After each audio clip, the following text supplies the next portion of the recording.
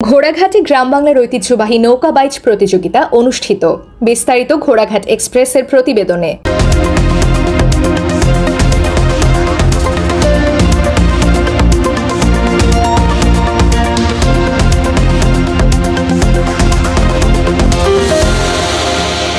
দিনাজপুরের ঘোড়াঘাটে আবহমান গ্রাম বাংলার ঐতিহ্যবাহী নৌকা বাইচ প্রতিযোগিতা ও গ্রামীণ মেলা অনুষ্ঠিত হয়েছে।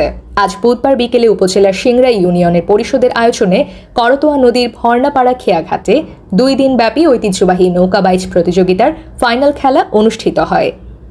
এ খেলায় 8টি দল অংশ নেয়।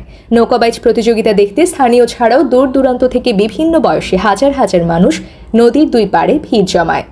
প্রতিযোগিতা অনুষ্ঠানে সিংড়া ইউপি চেয়ারম্যান মোহাম্মদ সাজ্জাদ হোসেনের সভাপতিত্বে ও উপজেলা বিএনপির সাধারণ সম্পাদক আবু সাইদ মিয়ার সহ সভাপতিত্বে প্রধান অতিথি ছিলেন ইউএনও মোহাম্মদ রফিকুল ইসলাম। বিশেষ অতিথি ছিলেন ঘোড়াঘাট থানার ওসি মোহাম্মদ নাজমুল হক সহ অনেকে। ফাইনাল প্রতিযোগিতায় গাইবান্ধার সাঘাটার 9 নং ওয়ার্ডে নয়নমণি দল চ্যাম্পিয়ন হয় ও পলাশবাড়ির নলডাঙ্গার বিজয়ের 71 দল রানার্স আপ হয়। চ্যাম্পিয়ন দলকে উপহার হিসেবে একটি গরু ও রানার্স দলকে একটি ছাগল তুলে দেন অতিথিরা। মোহাম্মদ সাজ্জাদ হোসেন কর্তৃক আয়োজিত নৌকা বাইচ প্রতিযোগিতা করতোয়া নদীতে আজকে অনুষ্ঠিত হচ্ছে। এই উপলক্ষে অঞ্চলের অনেক লোক জমায়েত হয়েছে। এরা একটা যেহেতু গ্রাম বাংলার ঐতিহ্যবাহী খেলা, এতে এলাকার জনগণ খুবই আনন্দিত। এছাড়াও এই 3 নম্বর সিংড়া ইউনিয়নের চেয়ারম্যান এলাকার উন্নয়নের জন্য গাছ লাগা, স্বাস্থ্যসেবা এবং এরকম আরও অনেক উন্নয়নমূলক কার্যক্রম হাতে নিয়েছে।